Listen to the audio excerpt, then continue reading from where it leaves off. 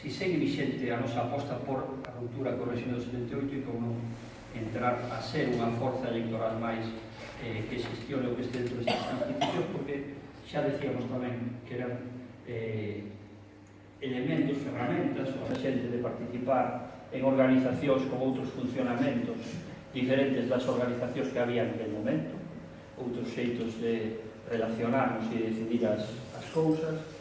Estamos polo protagonismo da cidadanía, nese momento unha cidadanía moi agredida pola chamada crise, que se comeza a mobilizar dun xeito moi potente pola unidade popular, por sumar mans, por sumar voces, sempre cando esas voces, esas mans, tuvésemos un proxecto común en torno aos eixos moi claros, non? Por un lado, nace a Alternativa Galega de Esquerdas